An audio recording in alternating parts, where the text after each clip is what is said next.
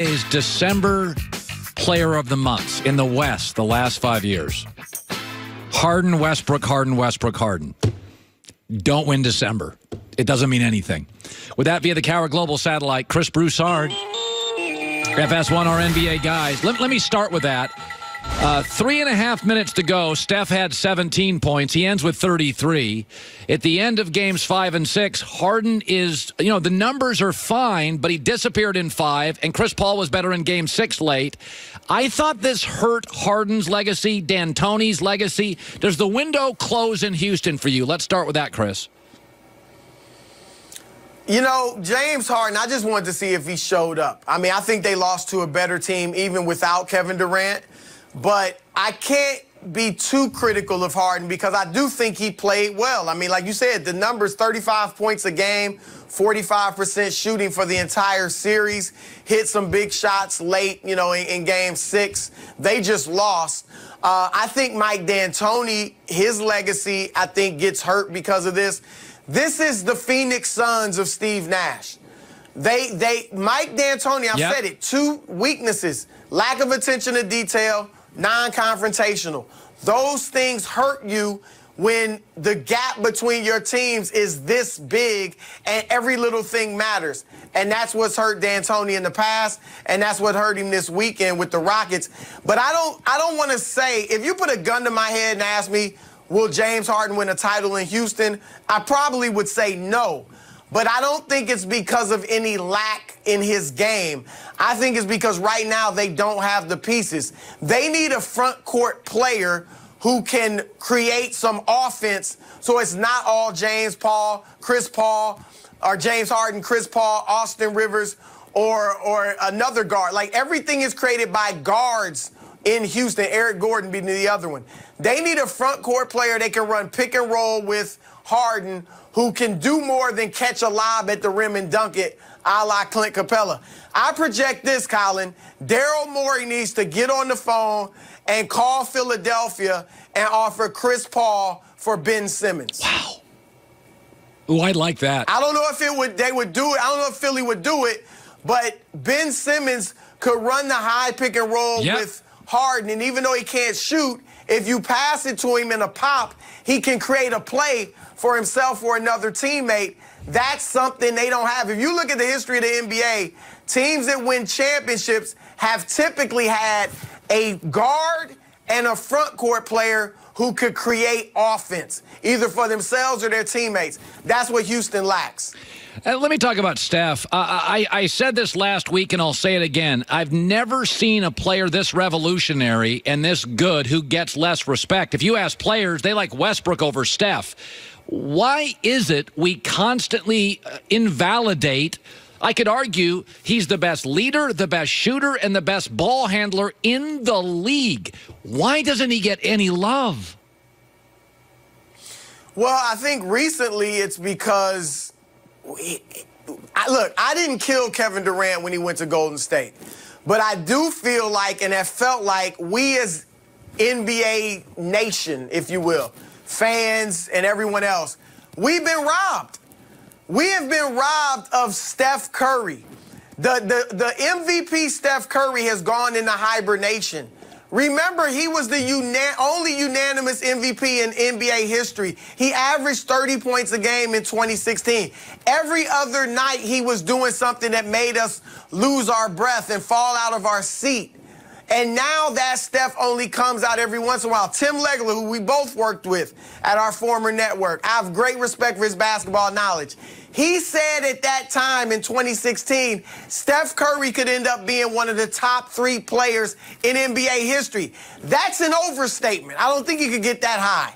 But that just shows you how dynamic he was. We haven't seen it because Durant has been there. Durant is a better player, and it's taken away from the individual production of Steph and Klay. Yeah. I'm watching these highlights. He's just remarkable. Okay, I think, listen. Oh. And can I say this? Yeah. We should stop questioning his toughness. Thank you. His toughness never should have been questioned, but he played with a dislocated finger and still hit those 30-foot three-pointers at the end of that game. So let's not question his toughness just because he looks all cute and cuddly. Okay, I think Philadelphia could be Oklahoma City. I think they have tough choices to make. I don't think you should pay Tobias Harris what he wants. I think he's a B, not an A. I think Embiid's body scares me. I believe you got to move some pieces here. What do you do with Philadelphia? They couldn't win a second-round Eastern Conference playoff series against a team many see as a one-man team, the Raptors. Yeah, they have some tough decisions. There's no question. Let me start with what I liked. I thought they showed more heart than I expected. Yeah. I like the fact that Joel Embiid was crying after the game, bawling after the game. I liked his demeanor in the post-game press conference. I could see the pain he was feeling. That's the type of pain, Colin, that ideally will make him change his diet, make him improve his work ethic, and make him drop about 20 to 30 pounds, which will help his knees. That's what the first thing that needs to happen. The second thing, I brought up Ben Simmons going to Houston. Who knows if that could happen. But if you keep Ben Simmons, I give him 1 year. You've got this offseason, Ben, to come back with the semblance of a jump shot. Because here's the problem. If you watch that game 6 or 7, you heard Greg Anthony, the broadcaster for TNT, constantly saying throughout the game, why isn't Embiid in the post? They need to put Embiid on the block. Put Embiid inside. They couldn't do it because Ben Simmons was on the block, and he wasn't posting. He was just down there because if you're going to have Simmons on the floor, that's the only place you can put him that the opponent will guard him. So that forced Joel Embiid out playing like a guard. Joel Embiid might as well have been 6'3" yesterday on the offensive end. He was playing like a guard, and that hindered a huge advantage Philadelphia had yesterday. The only choice, though, was to put Embiid in the block, take Simmons off the floor, and put Mike Scott down there so you get some floor spacing. So that's the conundrum. So those are my two main things.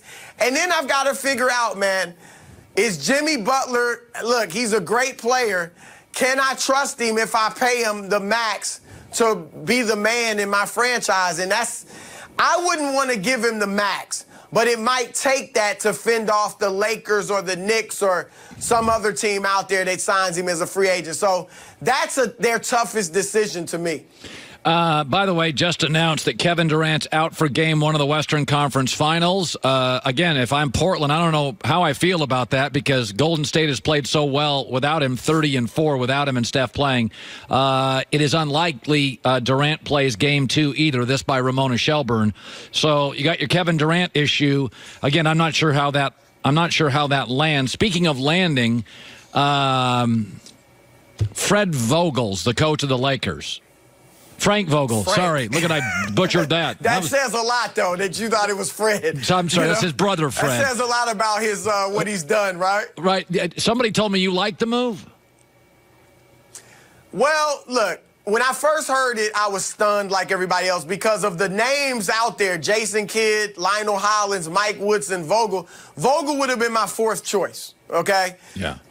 And then I figured, wow, what would have made more sense was to put Jason Kidd as the head coach, Vogel as an assistant. Made some calls, talked to some people close to LeBron.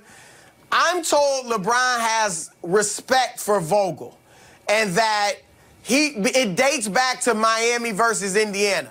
And LeBron understands that it was LeBron, Dwayne Wade, Chris Bosh, and a good supporting cast against Paul George, Roy Hibbert, George Hill, and David West. That's not a great group. And yet, that team took Miami to 6 games twice and to 7 games once. Yes. So LeBron has respect for Vogel's coaching ability. And Colin, that's the key. If Vogel shows LeBron he's prepared, he's dotted his I's and crossed his T's and has everything. That's how non-players get the respect of players. They show you they know everything you need to know to help you win as a team. And LeBron will buy in to Vogel, I'm told. And that's the key, Colin. LeBron has to buy in. Portland is in the conference finals. Portland. You can't tell me a healthy LeBron James and whatever they have around him in L.A.